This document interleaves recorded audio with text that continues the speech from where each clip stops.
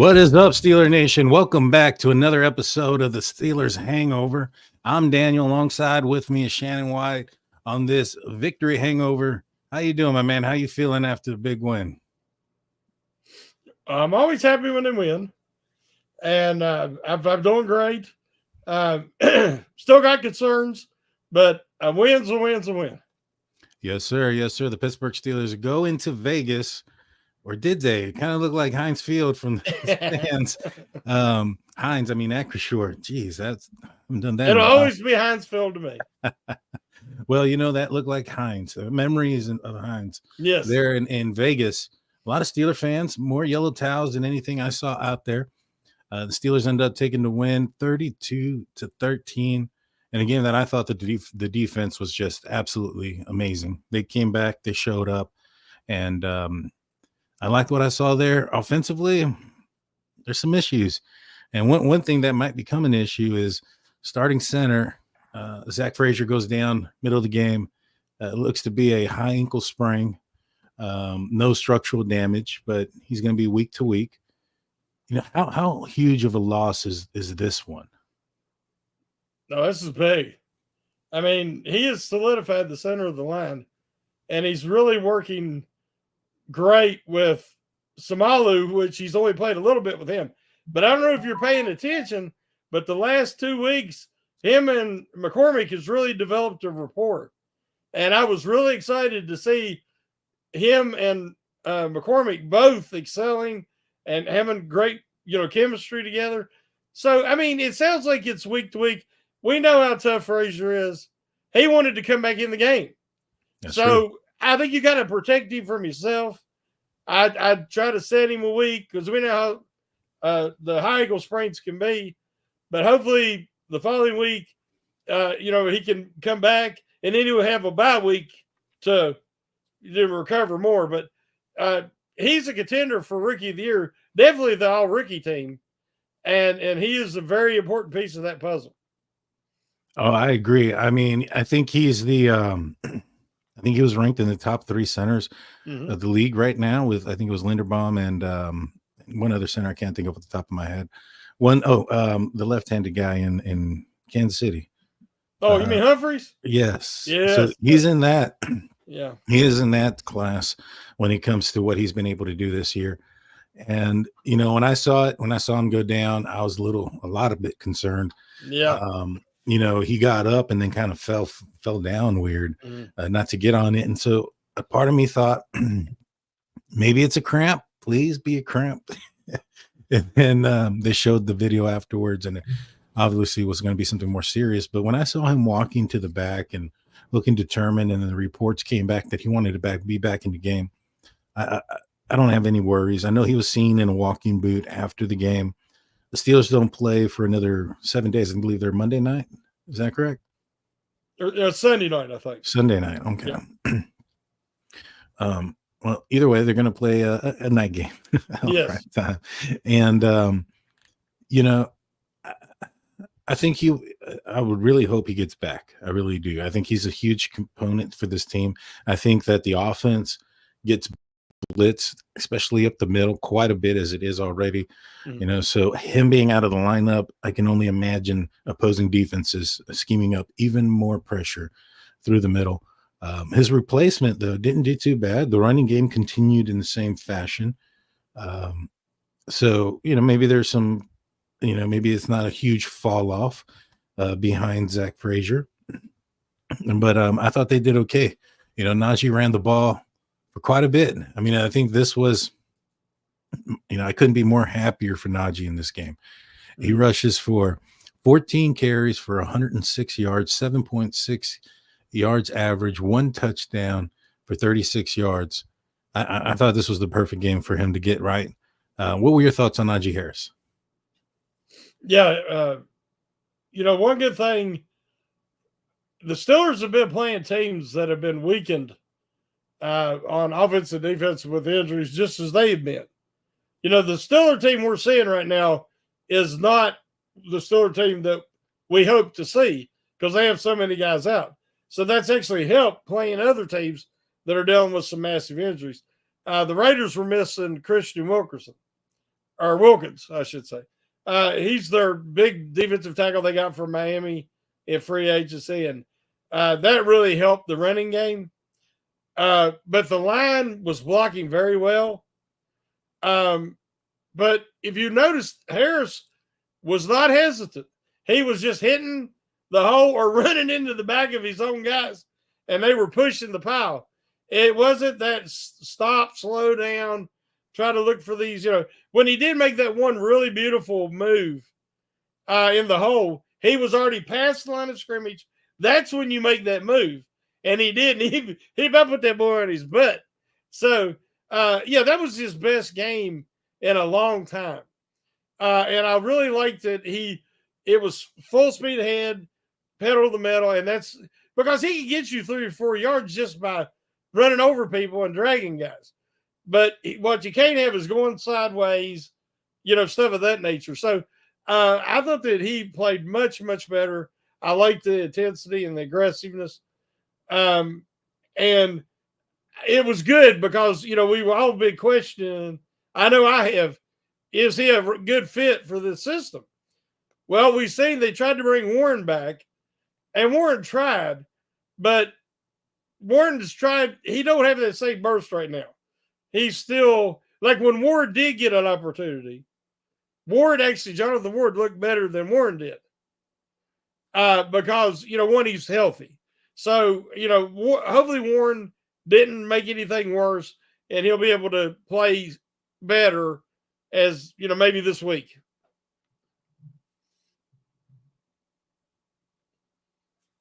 Can't hear you. Oh, man. Rookie mistake. I think so, too.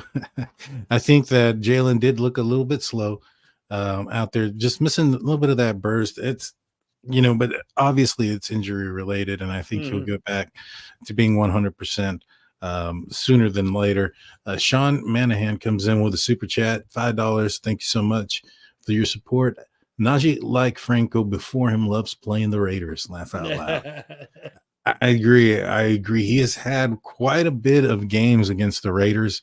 Najee has, he wakes up for this game, and and that's what I thought about this game as well. Like, he came out there with like a determination, and that he was going to move the ball, and he was going to be hard to tackle, and those were the things I like to see. You're right about that one hole where he broke that dude's ankles. Mm-hmm. That was awesome. But he also did some things through the air as well. He caught a few balls, and I think he was looking like a good running back. This is what we've been wanting from him. Mm-hmm. I think it'll continue, but the offense, rushing wise, second in rushing was quarterback Justin Fields. I thought he did quite a few things that were good with his legs. Obviously, wasn't really thrilled with a lot of the passes that he was making. Mm-mm. And there were some angles from the back that were shown a couple of times where he rushed, where it did appear that there were some people open down the field. I know that the Steelers win 32-13. Russ is healthy. What are your thoughts on this situation? Well, watching it back, I have 5 opportunities missed. And when I say 5 opportunities missed, a lot of times people they watch the all 22 and they're like, okay, we had this in this closer first level, he threw to this guy, but he had somebody on the second level deeper open. But see, in action and all that can happen, especially when you have the coaches say, protect the ball, be safe, take the, safer throw. This game, it was different. In the first half alone, he missed 3 wide open throws where he just overthrew the ball. It just sailed on him to where if he would have brought that ball down, they would have been some big completions in there. Now that's on him. That's an accuracy issue. And of course, we had another drop by a certain player. I don't want to harp on it again, but a potential touchdown. It's becoming a trend and a habit, a bad habit. But no, he did this to me. Fields, that was his worst game yet throwing the ball. because you can't miss 5 throws where you have guys open and it just comes down that you missed them. The one interception, thank God, there was a penalty because the guy sacked him, hit him after the throw and put all his weight on him, because that would have been a turnover in the red zone.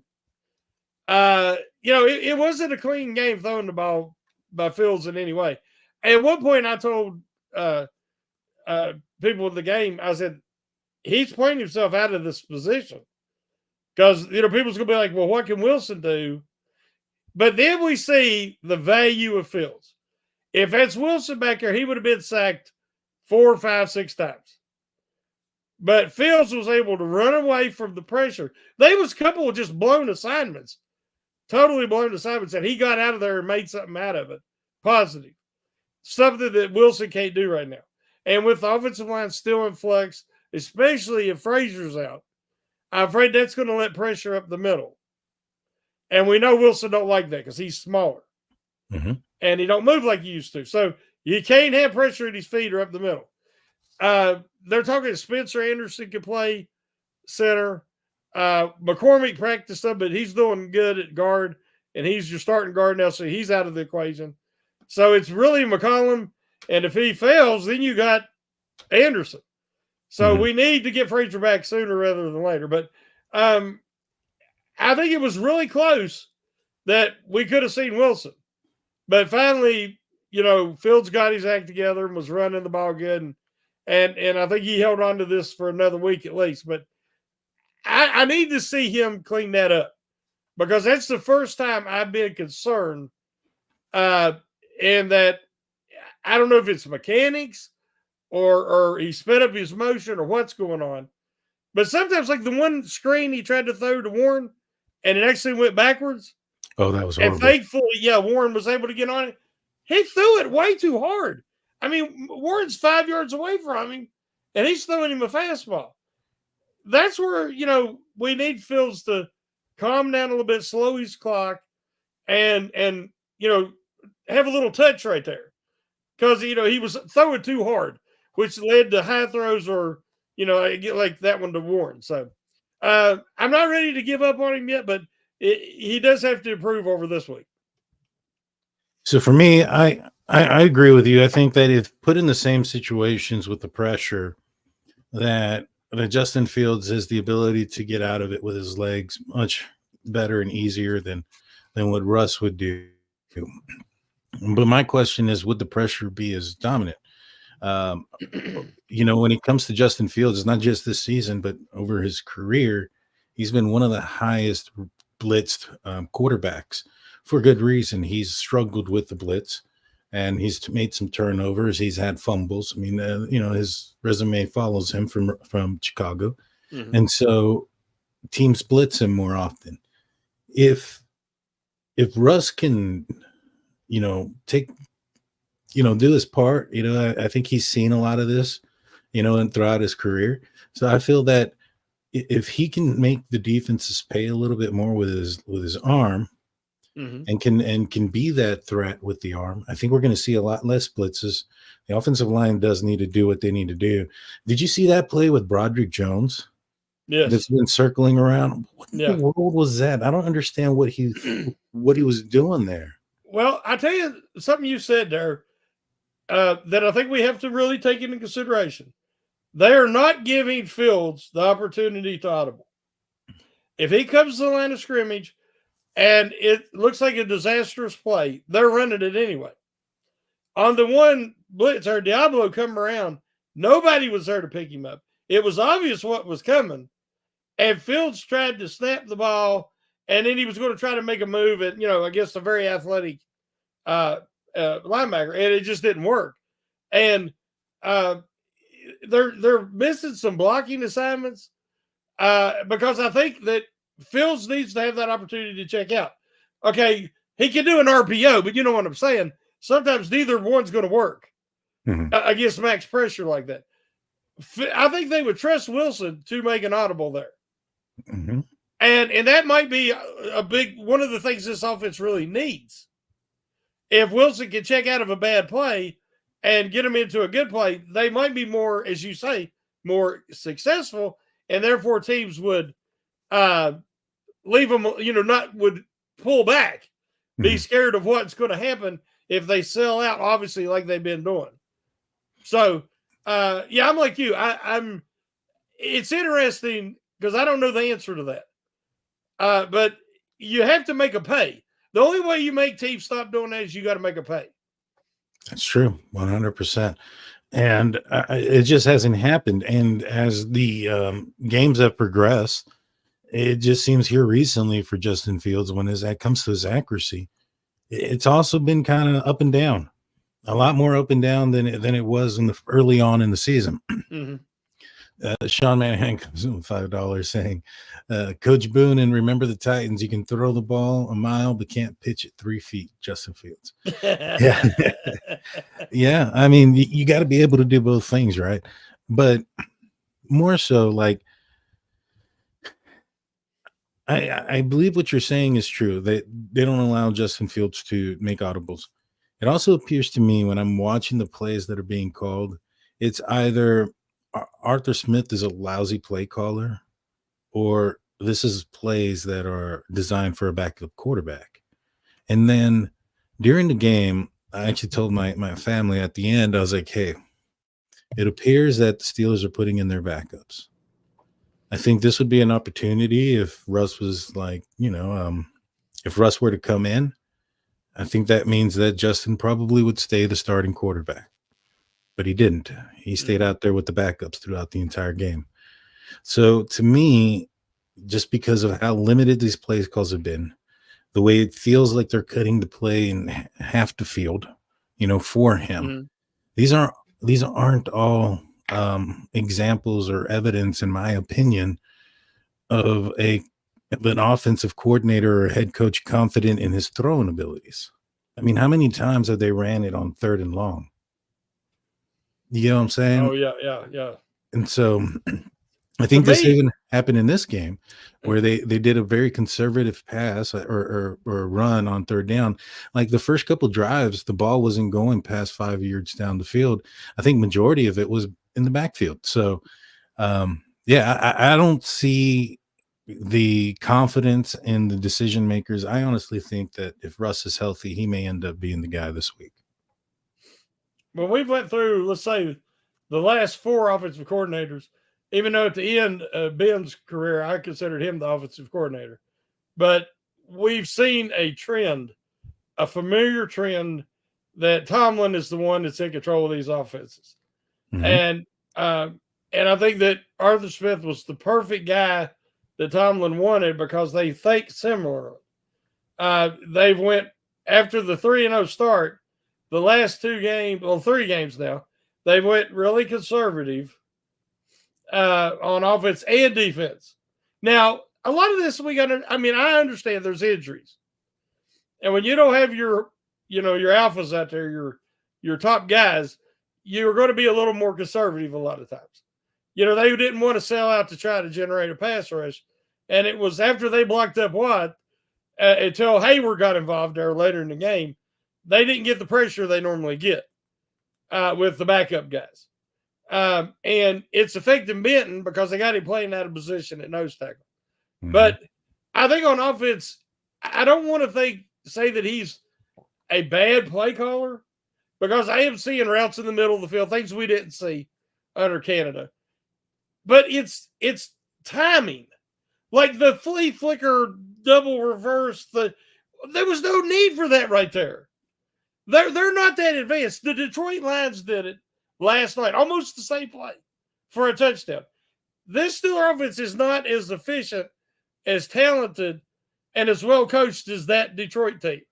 So when the Steelers tried, they just let a guy come wide open, and because he just went straight for Fields, because everybody, I'm going to take him out of the equation regardless, because that's what every team's doing. They're attacking Fields, and there was another time they got to on the other side of the 50, and they got like 7 yards on a first down run by Harris, and I'm like, okay, this is when you call something, play action, you try to hit a seam, because you got Washington, you got Freiermuth, you got these tight ends there.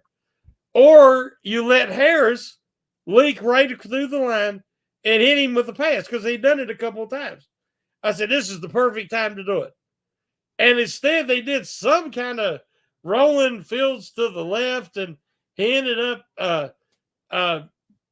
getting, I don't remember if I think he got sacked. But anyway, they lost yardage, and it was 3rd and long, and then they didn't make it and had to punt. I mean, that was an opportunity. They was almost at field goal range. And they actually played themselves out of field goal range, just like they did on the reverse flea flicker or whatever thing. So I just think that they're struggling in a lot of ways. Injuries is part of it, but I think they don't have a feel yet. The timing of these play calls make no sense. Yeah, no, I agree with you as far as the timing, especially on these, 3rd down plays. I think I do remember the first 3rd down play. I had in that drive, the Steelers were driving down the field. They got a field goal on it, utilizing the running game and short passes. And I remember telling my family, I texted them, I was like, I bet you they throw way before the sticks because it was like 3rd and a good amount, and they did. They threw it. I think it was like 3rd and 12. I think he threw it about 7 yards, and I was just like, even if he caught it, and it was to George Pickins, who we'll talk more about here in a minute. Even if he would have caught it, was not enough for the first down. And I'm just like, where are the plays and the throws that are going to give you the opportunity to get a first down? And that also brings up the other point I have when it comes to Justin Fields. There's no yak, on the wide receivers. They're not getting the yards after the catch. And I think, one of the ones that was there was the one to Calvin Austin. But even that play where he was streaking across the middle there or in the post, Fields sat him in the hole there. He was running across and he threw it and he had to stop to catch it and then go ahead and go. So those are things that are concerning to me. But yeah, we'll talk more about it when we get here after the break. We're going to take a quick break. We'll be right back. Don't go anywhere. We'll see you in a few seconds.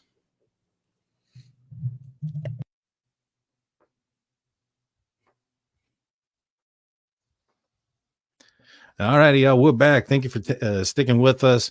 Before we get back into the conversation, I want to remind you guys of our website, stillcurtainetwork.com, your one-stop shop for Pittsburgh Steelers news and coverage. Go check it out. Get all the up-to-date news on your Pittsburgh Steelers team. And while you're there, you can go check out the podcast. And you'll find mine, which is audio only. It doesn't come out here on YouTube for those that are watching on YouTube. It's audio only. It's on every podcast. So if you're listening on Apple Podcasts, just look for Still Curtain Network. And mine airs out on Saturdays at noon or 11. I apologize. So Saturdays at 11 a.m. It's called State of the Steelers. Go check out mine. I was right. I predicted the Steelers would win, but I was pretty wrong as far as how many points were scored and how and what was going to happen, and in a good way, obviously. Yes. But back to the conversation here. George Pickens and the throws that weren't going that far. So first and foremost, the throw didn't make it to the first down. And that was just so disappointing. And that's when I was like, man, I just don't know about these plays being called. And when it comes to those plays, the only hope that I could possibly have, because the alternative would be thinking that the guy's not that great, is that they think they're using their second string quarterback and they're playing as if they're playing with their second string quarterback, which is a little bit more not to lose instead of playing to win. I know they had a situation later on where I think they went for it on 4th down. I think it was ended up scoring a touchdown. And Tomlin comes out saying that was a play to win, not play not to lose situation. But when it comes to 3rd downs and things like that, that's just how I felt. What do you think? Yeah, he likes to say that, but I watch all the man coverage by all the other teams. I try to watch every game I can catch, and you're having some really superstar wide receivers, and they're being matched up one-on-one without safety help often. And these teams are trusting their corners. Steelers don't do that. They do not. I mean, they are so risk adverse, and they are not blitzing very little, and ineffective when they do. Again, risk adverse. the offensive the strategy is as you say, there's no yak yards because everything's keep it simple, stupid. Go out so far, turn it just like last year, it's just like the year before. I mean, we're seeing a lot. The difference is this year's you have the explosive element of Fields' legs that he has saved them in a lot of instances. But if it hadn't been for some really questionable calls in the second half that went in the Steelers' favor, that game could have been quite different. Now, I already said it could have been quite different if Fields would have hit the passes that he missed where guys were open. But also it could have been different without a little bit of questionable calls. And what's concerning me, Daniel, is I'm going to throw this out here now, is you watch Dallas and they come in banged up, injured, hurt. They come into Pittsburgh on Sunday night and beat the Steelers in an embarrassing loss on Sunday Night Football. They turn around the next week and they play a Detroit team that is well coached and a true contender. And they get spanked. I mean, spanked. Mm-hmm. It's embarrassing for all Cowboy fans. Now, if you watch, this team is set up, the NFL set up for parity, but we have your top teams, and then you have a lot of equal mediocre teams, and then a few bad teams. The Steelers can beat most of the mediocre to bad teams with this really conservative offensive and defensive concepts. But you're not going to beat the big boys doing this. Not regularly, not consistently, especially not playoff time. So it's just that cycle again. They're right back in that cycle. And I think that some people within the organization is very happy with that style and with where they are because they can keep saying we're not having a losing season. But when I'm watching the better teams, a lot of these better teams, I mean, Baltimore was 0-2. Now they were close games and everything, but they didn't take the foot off the gas. If anything, they pushed down more. They're accelerating and playing even more aggressive because you're either going to win or you're going to lose. But being stuck in the middle don't get you anything. And I just don't know if the risk-averse nature of this Steeler coaching staff at the moment is ever going to be effective. Yeah, I agree with you. I agree with you on basically everything you were saying there. Defensively, you're right. It's very not so much risk involved. Offensively, it's been risk avoidance for the last few years, as you mentioned. I mean, the middle of the field has been a targetless place for a while. At least they are throwing there this year. Yeah, a little bit more. Yeah, it took a few games to get there. I think it was like the third game they started looking at it. But many of us thought that they were just avoiding it because they were terrified of the safeties or whatever the case may be. I think when we look at the quarterbacks that they've had since Ben Roethlisberger's retirement, I mean, I wouldn't have trusted them either. And so I'm hoping that the trust factor with Russ is there, so that way they would open it up if it ends up being Russ going out there. And if not, I mean, I'm rooting for Justin to do well. And every single time, I'm not rooting for him to lose or anything like that. He's going to have to learn to get better with throwing the ball. He's going to have to figure that out. He's going to have to read defenses a little bit better. And I'm not sure if it's not so much that he's not seeing it. I mean, I think there's that question. I think versus Dallas, there was a one play that everybody was putting out there where he ended up throwing it up to Van Jefferson that was almost intercepted. On the other side, he had two receivers open. Where he should have been looking at. I know some quarterbacks broke down that play and they said that this is where it was supposed to be. Those things, those kind of decisions, to be honest with you, after that interception that was called back, based on how he was playing up to that point, based on the accuracy or the lack thereof, and the inability to push the ball down the field, I honestly thought we were going to see Russ in the second half. I was thinking the same thing. Yeah. Yes, sir. I was like, man, I think it's time. And, fortunately, the Pittsburgh Steelers put the offense in some favorable positions with some turnovers and a blocked punt. And And in my opinion, I thought that's where the game was won at. Obviously, the Steelers were able to punch it in, and they needed to do so. Mhm. But I thought the game was won on the defense and special teams in this game. Well, Daniel, Um, you're a parent, mhm. as am I, and with your children, if you want them to be successful, but you're always telling them, well, don't take any risk or don't take any chances. Don't ever believe in yourself. Just play it safe. And just, are they going to ever achieve greatness or any, you want to say, hey, go for your dreams. I'm always here for you. I mean, you want to instill confidence. Well, if you got a quarterback and you're always telling him, don't take no chances, don't try to, don't do, I mean, you're the natural instincts and development is hindered, and we've seen it. Tomlin has never had to develop a quarterback at all. He inherited a Hall of Fame guy, and since then he's not done a good job developing anybody else.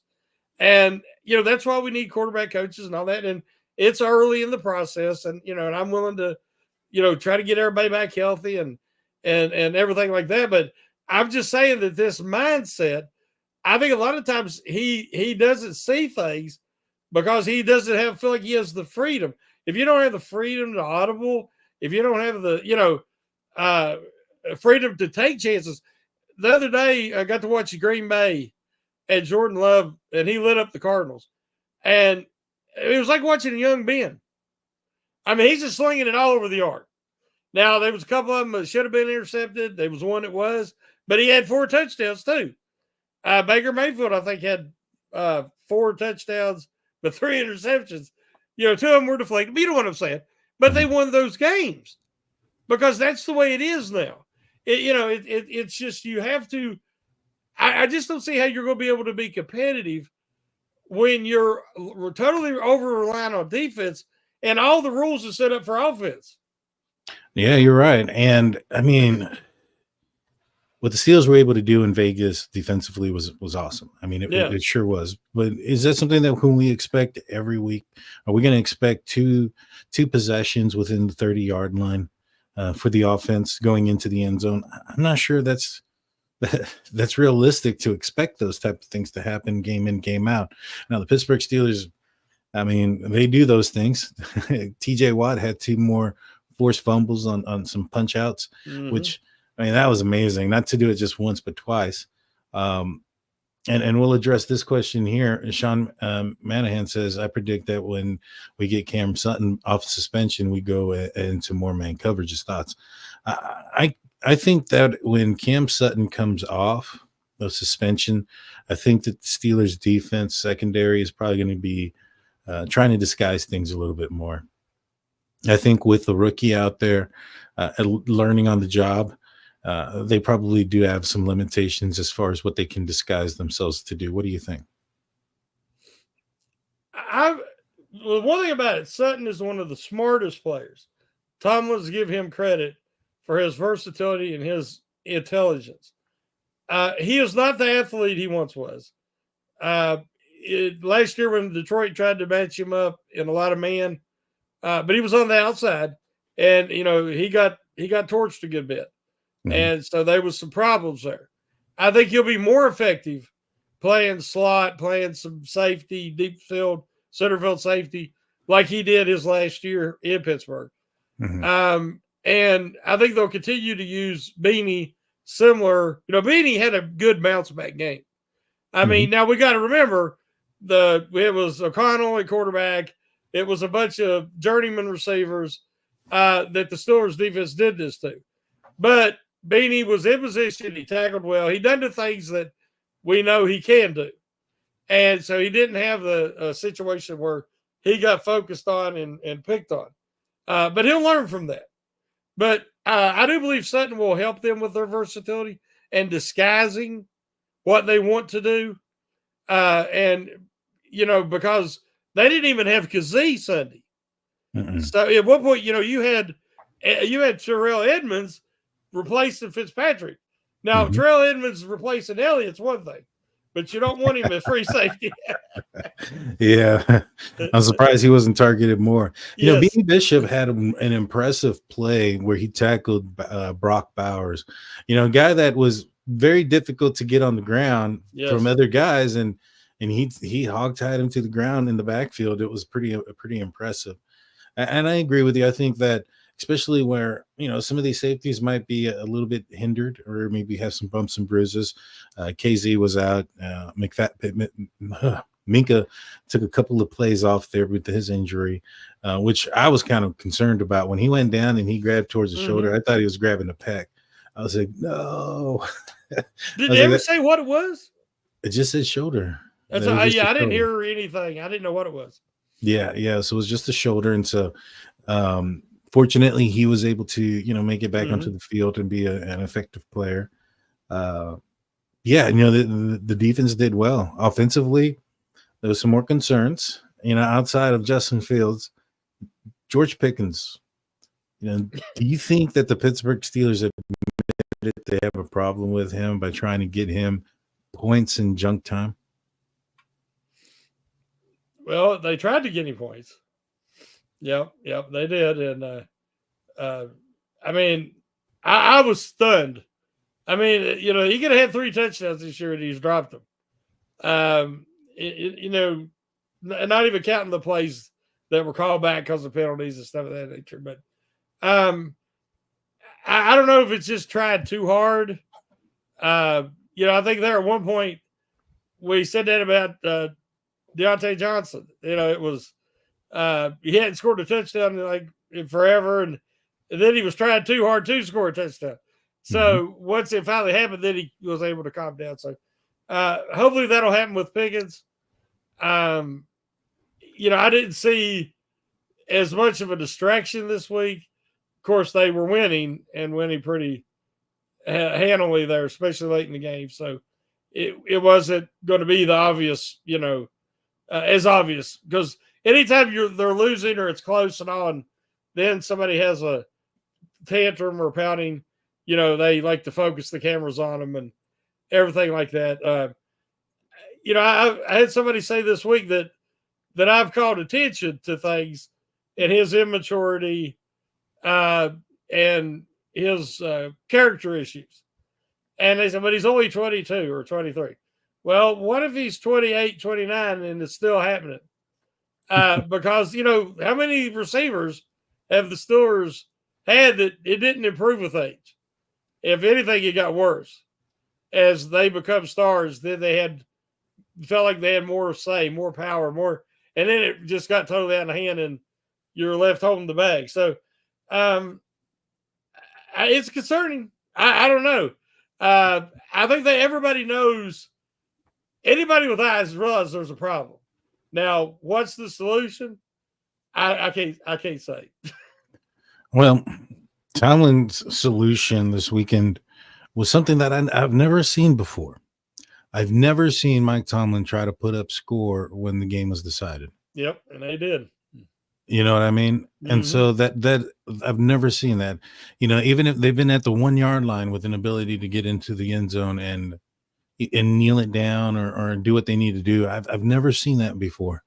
And so this weekend when that happened, I'm gonna say that told me that, hey, there's a problem, and the problem is big enough that even though they are winning and the game is decided, he wants the ball and he wants his points, and it's about him versus the game being won. And I think that's a problem. I think that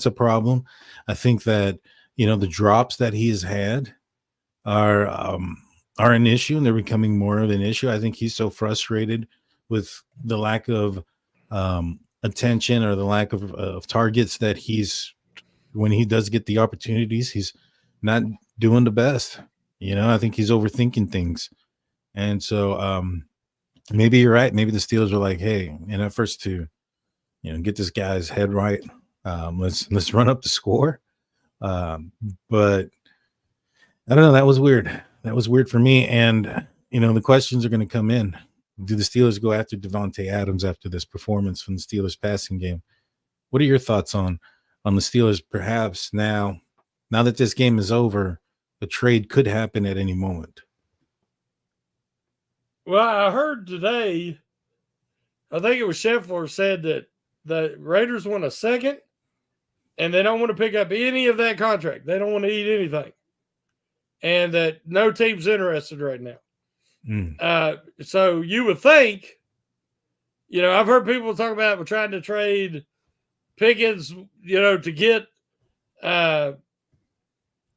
Adams, but are you really? I mean, I keep going back to the fact that I don't like how Adams has handled the situation in Las Vegas either. You might be trading an inexpensive young headache for a really expensive older headache. It's tough, Daniel. It really is. Trying to get these guys, these receivers, uber talented, athletic guys, but for some reason, man, these guys, I don't know if it's. I think it starts early in school that they tell them they're the greatest thing since sliced bread, and now with the NIL deals and everything else, But I mean, I'm telling you, some of these young guys that are really putting up numbers already, these rookies, are coming in and act more mature than Pickens. What, his third year in the league? I think some of these guys just are head cases. And I think the Steelers might have one. So I don't know if where the Steelers are right now and where they're going to be able to go this year, if it's worth what they would have to give up to get Adams in here. Yeah, no, I agree with you. And when it comes to Davante Adams, though, I think everybody, I don't think he's faking the hamstring injury. And his coach called him out for making a business decision and then liked a post saying that was Davante Adams' last snap as a Raider. And then he even made the comment that if he made a business decision, they have to make one themselves. And I think that's what fractured the relationship there, which, I mean, maybe there's some more stuff behind the scenes, backstage, maybe there's some more arguments, but that seems kind of off on the head coach's part as to why this ended up going down the way it did. But as far as George Pickens go, yeah, I think there's probably a reason why he dropped out of the first round. Oh, definitely, yeah. A lot of people were thinking it was the ACL tear that he had, but a lot of folks are saying also that there was a off the field attitude type of issue. Yep. And I think that's been something that is noticeable. I hope he gets it right. I think that the way the Steelers are throwing the ball right now, adding another receiver or threat, I think that'll probably even limit George Pickens'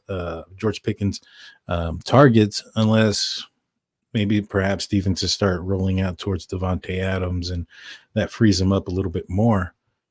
But it's going to be tough. I think that the Steelers could make a move. Brian Brown brings up a question or a thought there saying, what's wrong with Wilson, Roman Wilson, that is? Why draft him and not going to use him? Did the Steelers miss that bad? He was in there for 5 snaps. I think all of them were blocking or clear out plays if there were a passing play. This isn't the first time that the Pittsburgh Steelers roll out a receiver. Very slow. And especially given the fact that he missed the majority of or all of the preseason, most of the training camp, and wasn't ready to go until here recently. I think that they're gonna work him in slower, but that doesn't really show a lot of confidence either, going this slow with some of the receivers that they've put out there and actually thrown the ball to. There was another guy, not number 15, I want to say 18 maybe, who got a pass thrown to him last week. Brandon Johnson. Yes. Out of Denver. He played with Wilson in Denver. He was off the practice squad. He came up, he got some action. Yeah, he got the pass thrown to him. So I don't know. Do you think there's something to be concerned about when it comes to Roman Wilson?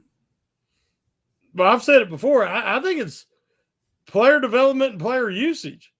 Again, the whole thing, they got to earn it. And so you got Zach Frazier come in, All-American, best-looking young center the Steelers have had since Pouncey. And we're going to have him sit behind Nate Herbig all through camp, run with the second string at camp and in the preseason until Herbie got hurt and they had to play him. That was ridiculous. The way they keep throwing Dan Moore's rear end out there. I mean, he had one play Sunday where he got burned to the inside immediately and forced Fields to his left. It looked like Kenny Pickett. And then, but at least he can run. But but what I'm saying is it's, Dan Moore, he'll take 2 steps forward and 1 step back. It's just what he is, his limitations. But you got Broderick Jones. You had Fuatanu. We don't now, but, that's who should have been playing.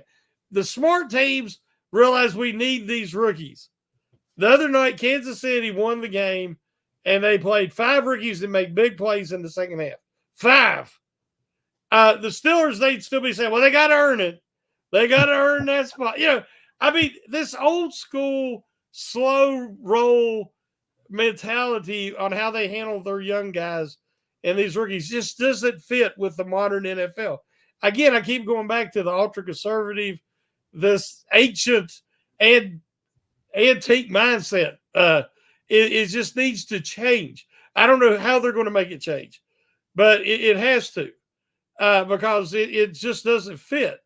But Roman Wilson is going to be a player, I believe. But, I tell you what I'm more concerned with, Daniel. We know that Devontae Adams, he has a Taco Bell in his house. Now, I think we've all seen the commercials. Now that, right there in his house. Now, I'm afraid that George Pickens is going to see this. And then George Pickens is going to be, I need a Permane Brothers in my house. And then there's going to be a holdout or he's going to pout because he don't have a Permane Brothers in his house. So there's something for the Steelers to think about. There you go.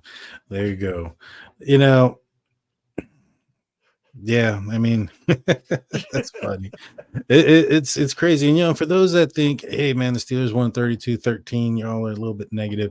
It's not so much that we're a little bit negative as much as, all right, we realize how this team won and why this team won. Yes. And we saw a lot of bit of what was being done the weeks before where the Steelers lost to the Cowboys in a very, very embarrassing loss.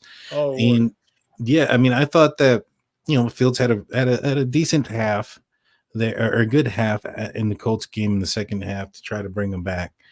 But, I thought that he early on was missing. And then last week he was missing quite a bit.